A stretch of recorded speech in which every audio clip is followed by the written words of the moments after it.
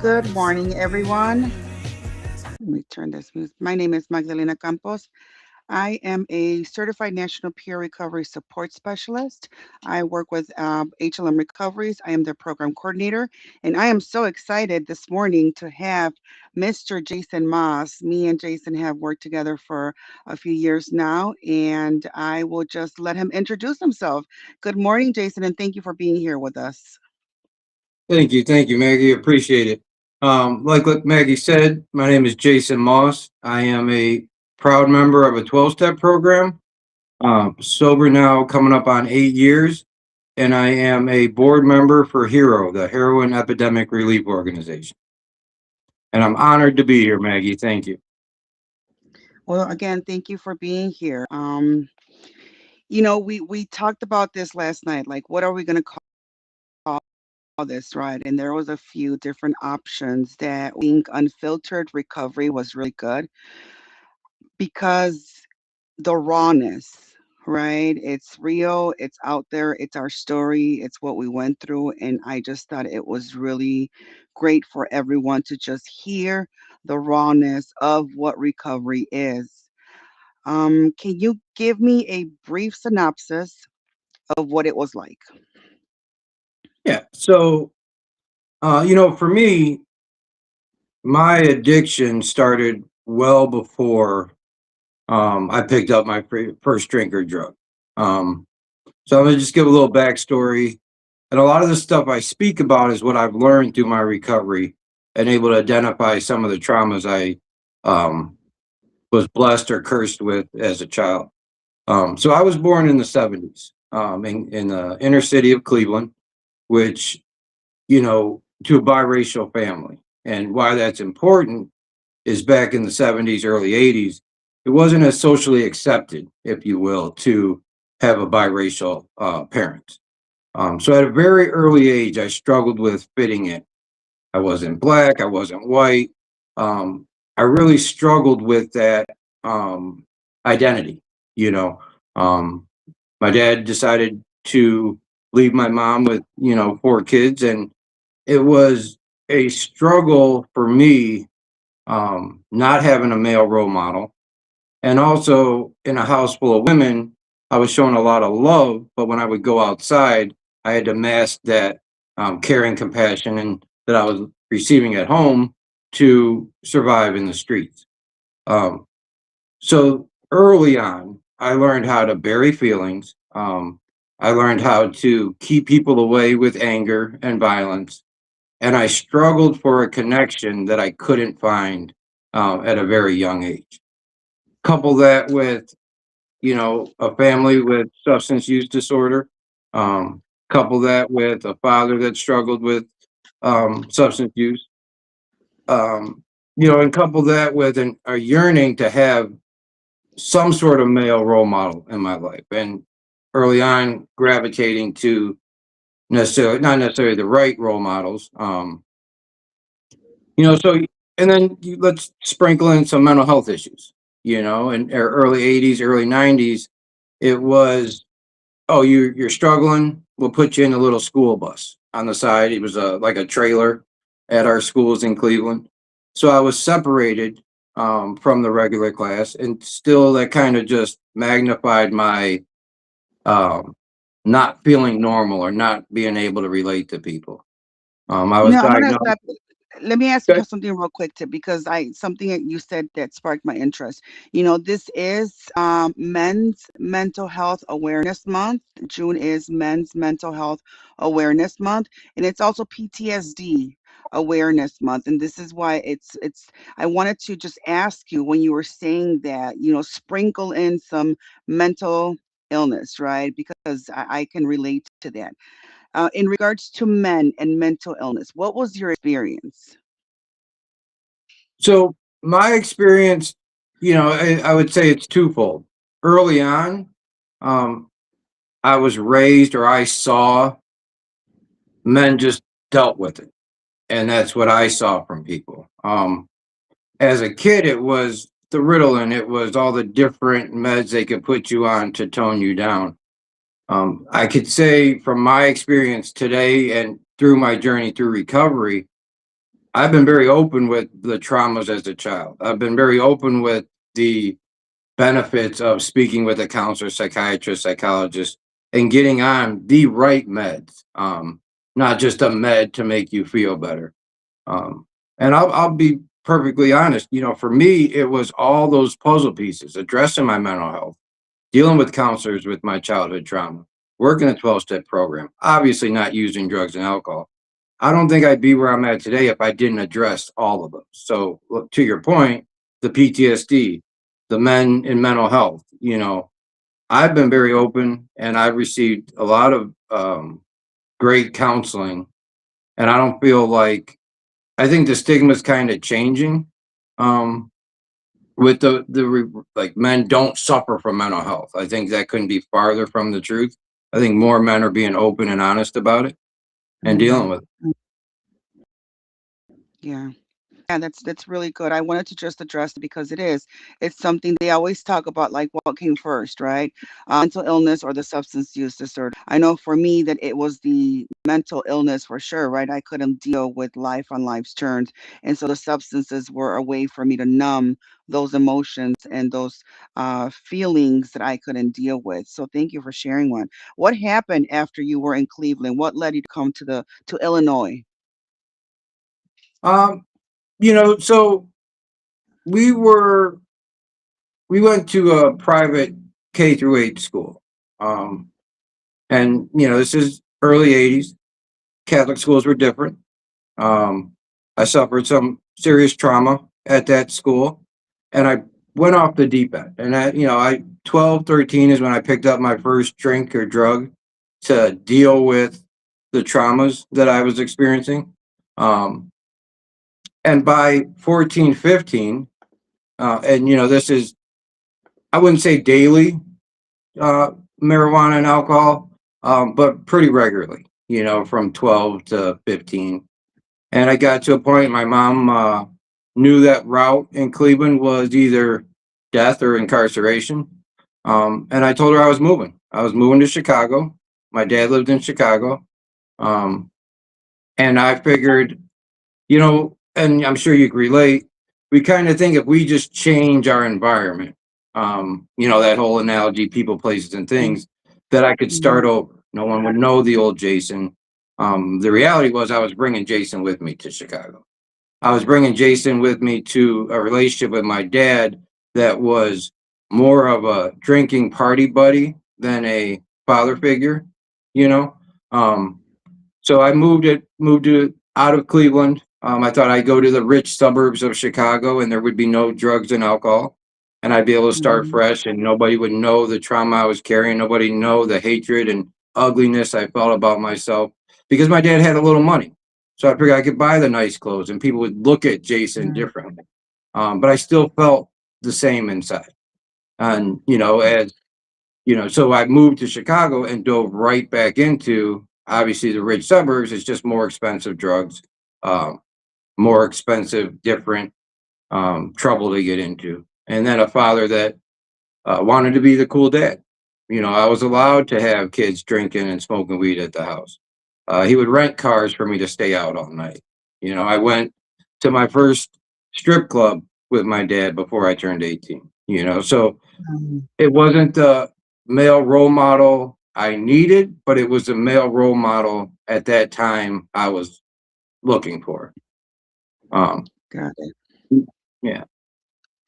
What was the lowest? What was your lowest that you can really say, like, man, looking back, like this was my rock bottom? Because I think we as addicts, I know for me at least, I always saw that there was a need for me to change because I was getting these consequences, but my rock bottom kept getting lower and lower and lower. And I know if I go back out there today, that rock bottom is be lower than my last one. What was your rock bottom like? Oh man, Maggie, that's such a good question. I could sit back and we don't like necessarily dwelling on our war stories. But I could probably name off 15, 20 rock bottoms, whether it was an overdose, whether it was jail, whether it was looking at my kids, being arrested, them crying. Would it be the disappointment in my daughter's face? I think my rock bottom, and for me, like you said, I've hit rock bottom and thought this was the end, and the bottom fell out, and I dropped farther. For me, my rock bottom Mm, was when that gift of desperation, when I became desperate enough um, to ask for help, because I went to treatment. I'd be sitting in the county jail, and I said, when I get out of here, I'm doing this right, I'm doing that, I'm using this program. And the first thing I did when I got mhm, out of county was go right to the dope house. My rock bottom um, was about a 2 week period. I went into work on payday. I quit because it was getting in the way. My boss also was at a point of hiring people to drive me around, me being locked up and gone. And I quit. I told him this is getting in the way. Obviously, it was payday. I quit. Um, I was I was living with a woman who was being the father to my kids. They weren't her kids, but that image of me being a dad, she was help raising my kids. Um, and I left. My kids were living back with their mom. I left and I was on my dad's floor. Now my dad had lost everything now. He's renting a room in a house in Hazelcrest. And I'm living on my dad's floor. And I make a decision. And by the grace of my God, my decision didn't prosper, but I made a decision to ingest enough heroin to kill me. Um, and I mm, decided that night I wasn't going to wake up in the morning. My kids would be better off. I mm, couldn't live that way any longer. Um, and I woke up the next morning to a mhm, missed call from Gateway West. And I was at that point, the reason that's my rock bottom. I was at a point I couldn't live successfully. And I mean this not disrespectfully, and I couldn't kill myself correctly, yeah, you know? yeah, And I told myself, and I love to tell people I went into treatment to to get my life back, to get my kids back. Um, I went into treatment to prove everybody wrong. That people mhm, like me, the things I've done, the people I've hurt, we couldn't get sober. We couldn't give back. We couldn't be productive. So I made a commitment. I said for 30 days, everything they asked me to do, I'm going to do so I could show them it doesn't work for people like me. mm, Um, mhm, I sat in the front. They tell you not to sit in the back with all the talkers. I didn't sneak my mhm, phone in. They told me to get my they no, they did tell me to get a journal. The first journal I got was this little tiny one I could hide in my pocket, but I did. I got a journal and I wrote, and I'll never forget. Um, I'm not going to go into how horrible detox is, but I will tell you, I was suffering a terrible detox. And at Gateway, you have a room with 3 or 4 beds in it, and there was this older gentleman from the South Side, and he would literally roll me out of my bed, change my sheets, roll me back. I couldn't go down to the cafeteria to eat. I was too sick. He would bring me up a banana. And I looked at him, I said, bro, I got nothing for you. Like, I'm mm, rock bottom, bro, like nothing. Cause I'm used mhm, to, you don't do nothing for anybody unless you're getting something. We don't hustle unless we're hustling together. We don't, shuck and yeah, jive. And he looked at me, he said, no, man, I don't even know your name, but I know what you're going through. I was there mm, 3 weeks ago. And that's when that light bulb, like when I look back at it, didn't see it then, but when I look back at it, that's when I started getting that. You mean people do things for other people without expecting something? And like I said, blurring through my recovery, but it was like a light bulb moment that people will actually do something for somebody because they care, because they've been there, yeah. so to answer your question, that was my rock bottom, attempting to overdose intentionally and not being successful by the grace of God. How did you get to where you are at today? What was the process like? What worked for you, right? Because I like to always reiterate that there are many paths to recovery, and I've seen them all. What worked for Mhm. me may not work for you, and what worked for you may not work for me. And even if we do practice the same program, people practice it differently, right? Right, There's different ways right, to practice the same program. But I would like to know what you did and how you got to where you are at today. right, right. Yeah. So for me, I believed I had to. recenter myself, restructure the way I believed, the way I lived, the way I thought. Um, so that started with the 28-day inpatient program. I don't believe I learned anything about recovery there, but what I did learn was, one, I got dry, I got cleaned out, and two, I was given the opportunity to look at several different paths to recovery, be it smart recovery, be it a 12-step program, refuge recovery. The treatment center I was at showed you all these different ones. I was familiar with the 12-step program from years of my family, and so, and I met a guy that came in. We both know him, Dre and Isaiah. And they talked about sober living. And after the meeting, Dre came up and he said, "Well, what are you about to do?" I said, "I'm going home. I'm going to be a dad. I'm going to go back to work." And he looked at me and he said, "Bro, you're 28 days sober. You haven't been a dad. You haven't been a productive member. You're facing prison time." And I looked at him, I said, this is where you start taking some honest looks at yourself. And I was scared. Like, I wanted to do all those things, but I didn't know how. And then I said, when you can honestly look at yourself and say, well, there was plenty of times in my 30 years of my addiction, mainly the last 10 where I wanted to change, that I had the best intentions, but my behavior took me down a different road. And then for the last 28 days, everything that people have suggested for me to do, be it what time I go to bed, would be it what meetings to go to, was making me start to feel better. My life wasn't changing, but I was starting to feel like, I had this little bit of hope. So I looked at him, I said, "Well, what do you recommend?" And he said, "Come to Joliet, come to a sober living home, learn how to live." Mind you, I got sober at 40.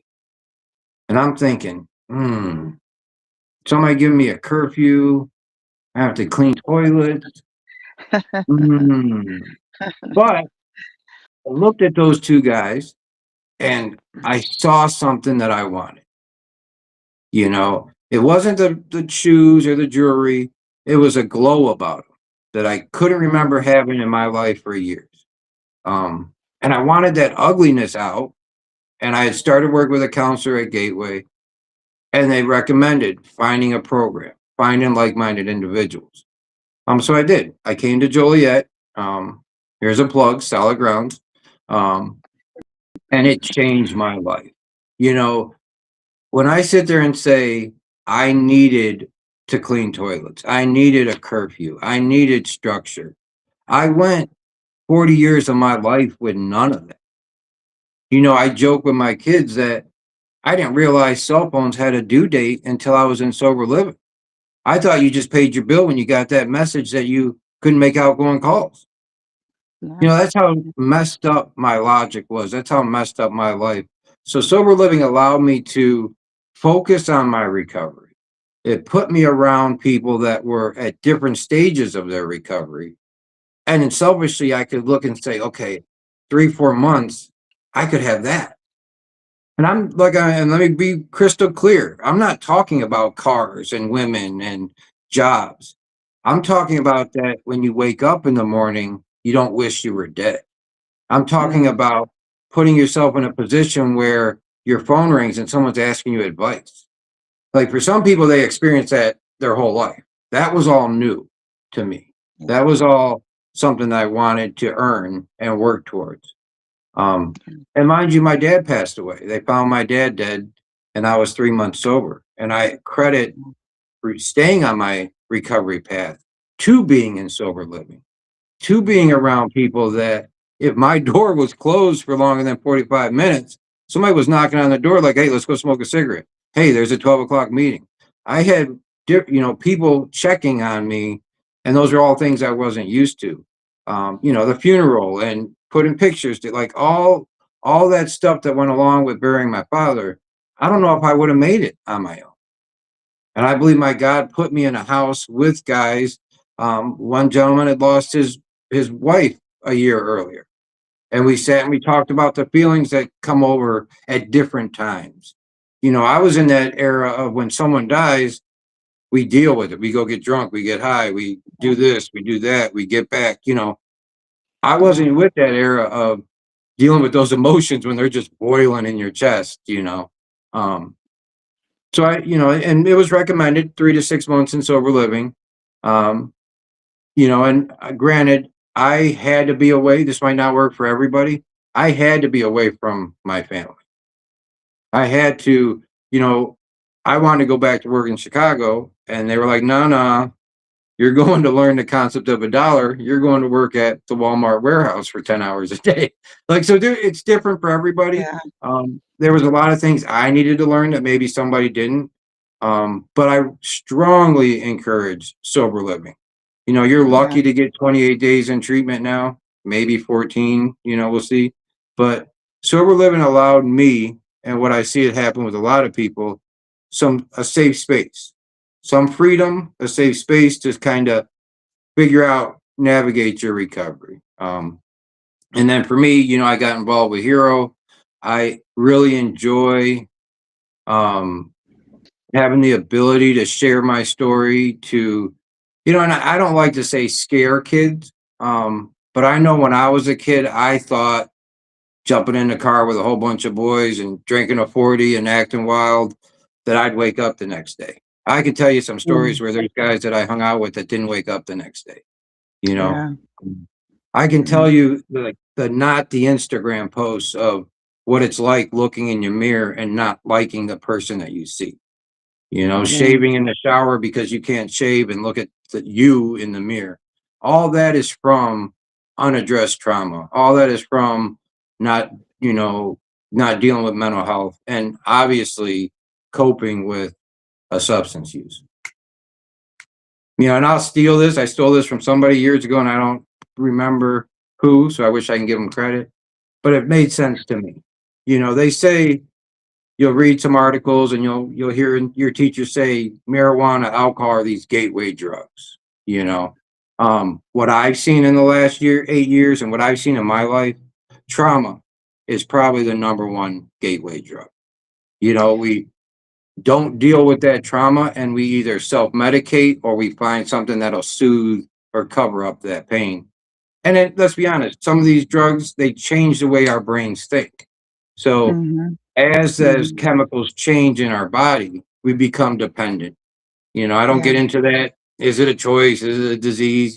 For me, I don't believe I had a choice once I was on them. But that's for the professionals. I'd rather focus on how we can prevent people from either,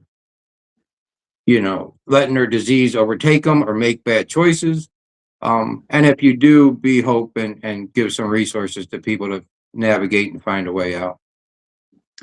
what is it like for you now? What is it like for you to be able to be on this side and just walk alongside other individuals who are struggling with addiction? What brings you joy? When you are, I know for me, it brings me a lot of joy to see people change, right? That spark, like when you see people get it, when you see people start to realize that, and I always say this, wow, I was the common denominator in all problems, right? I stopped the blame game and I was like, okay, this is, I know the problem. The problem is me. How can I fix me? What is it like for you? What brings you joy in recovery? Yeah. So, I really enjoy, like I said, speaking at schools. I really enjoy, that one kid that comes up after school and says, my dad or my mom is struggling or is in treatment. And they look and you can tell they're looking like that could be my mom in a year, or that could be that brings me joy, giving a kid hope that they could have their parent back.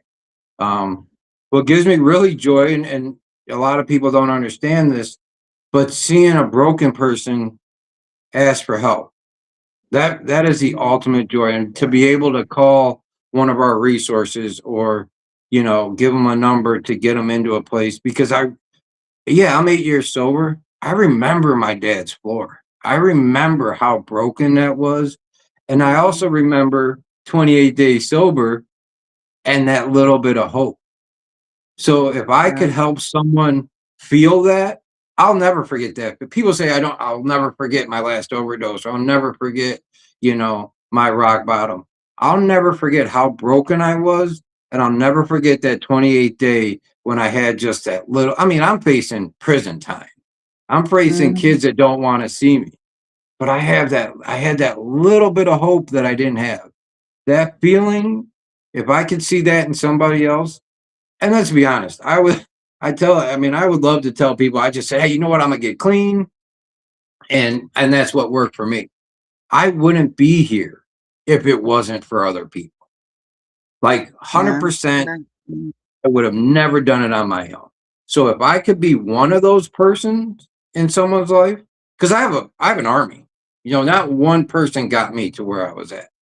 If I could be one of those people, then, and I could be the bottom one, I could be the one that just gave you a number. If they can get that little bit of hope, you know, and you, like Maggie, I'm not putting your business out there, your story, like seeing you and that trajectory you went on, it just reiterates there's hope. It works. And you were part of an army, and I was a yeah. little part of Yeah. it, maybe a referee or, but I was a little part of it, but You were you you know, you were a big part of it. You were but a referee, and I appreciate that because I do. Like, connection is the opposite of addiction, Mhm. right? We have to stay connected. We have to keep those, ways of and because my disease will tell me that nobody likes me, nobody wants me around, that I am not loved, that, at one point it told me I'm better off dead, right? Like, just like you said, I can relate to that. I'm better off dead. But that's what my disease wants to tell me. And I have to, just turn around and say, no, I am loved. I do. There are people who want me around, and that's the connection, reaching, hearing it from them. And that's, I think, what allows us to recover better. What would you like others to know about recovery and stigma surrounding it? uh, I'm very vocal about my recovery. I think that shame and guilt will keep a lot of people stuck. You know, um, I want people to understand, like, I didn't go into how bad it got for me. And, I'll put my number in here, and if people want to hear how bad it got, feel free to reach out. But I do want people to understand that anybody, 99.9% of the people can recover. You can't recover if Absolutely. you're dead. Let's be honest. Mhm. Um, so first and foremost, we got to find a way to keep people alive. But anybody, for the most part, can recover. And I'm not going to quote the book about why there's a million percentage that can't recover, but I was the bottom of the bottom. You know, I was doing things and hurting people, and my God chose to put me on a path to find a programming. So recovery is possible for all of us. And that's what I want people to understand. I'm no different. I tell my daughter all the time, I let me rephrase that. I define that I am different. Okay. And I'm okay with being different. And once I realize that I'm different, then I move differently.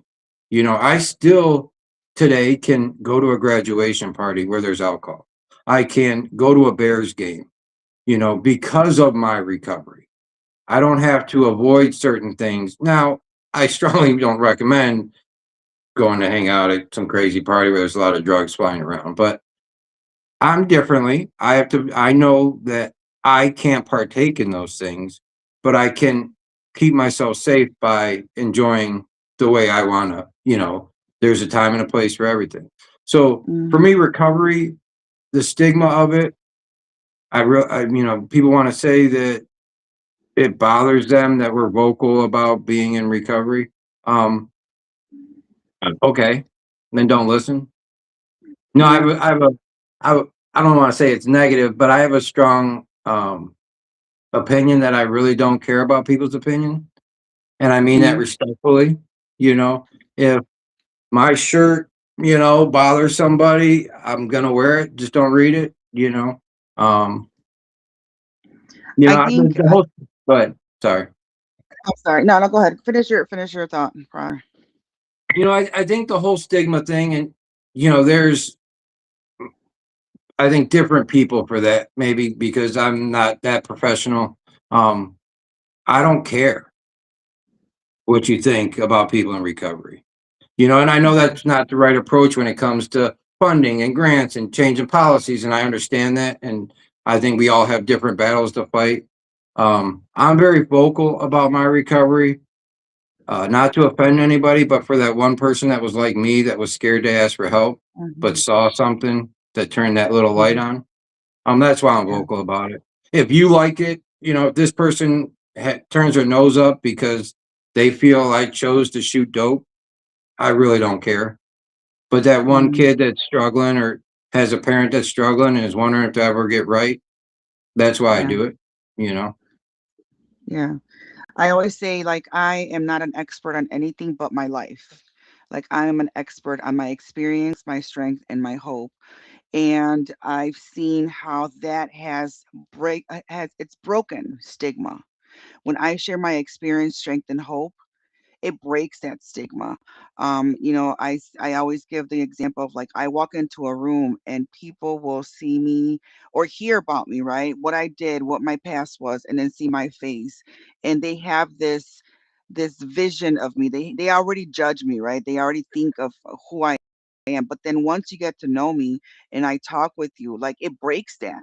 It breaks that stigma of, like, oh wow, she did this and this is what happened, and she's doing this now. Like, it's possible, right? So how can we not give that person who's still currently shooting up dope in the bathroom an opportunity to be where we are, right? It's just being able to come together and say, hey, and I always tell this people, if I can do it, anybody can do it. You just gotta, it's not gonna be easy, and there's gonna be a few steps, but we can do it, right? And Mhm. it's giving people that hope and that ability to break that stigma. Um, well, Jason, thank you so much for coming on.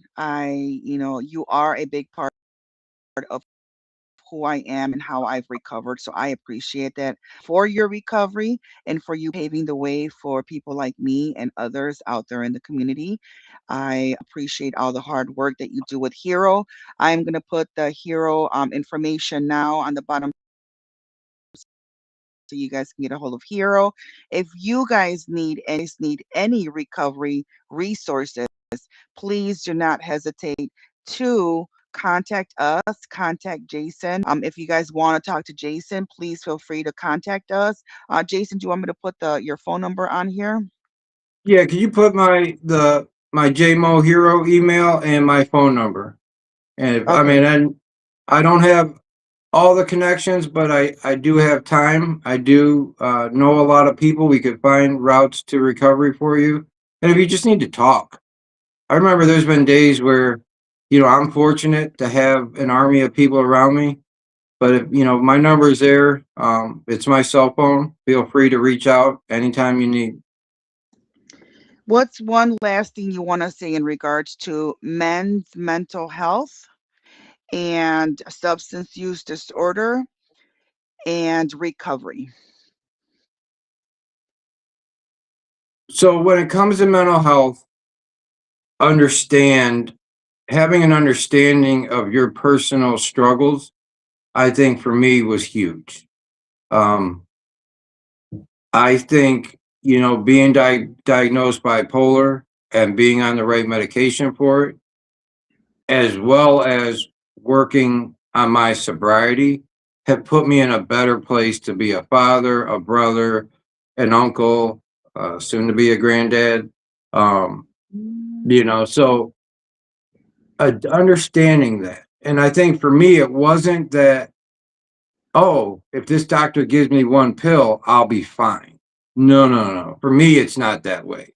For me, it's understanding what my diagnosis is, the good and Yeah, bad, and being prepared, if you will, to ride that, and for me, that only came from education, that only came from professionals.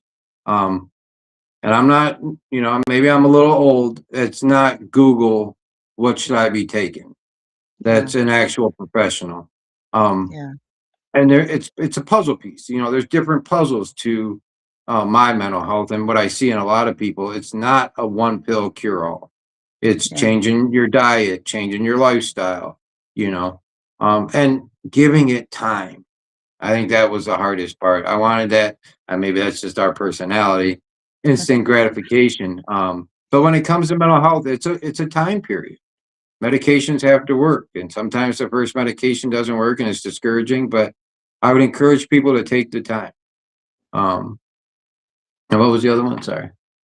I think that no, I think you covered all of them. I think that was it. I think I just talked about mental health, substance use, and how we can just recover, right? And that is the road to recovery, just getting that mental health in place. So again, I want to thank you so much for coming on, Jason. I really appreciate your time and value your time. And till we You see are each other amazing, again. Maggie. You are Thank amazing. I you. appreciate it. Glad to have you in my Thank, life. thank you likewise. All All right. righty. See you all later. Bye bye.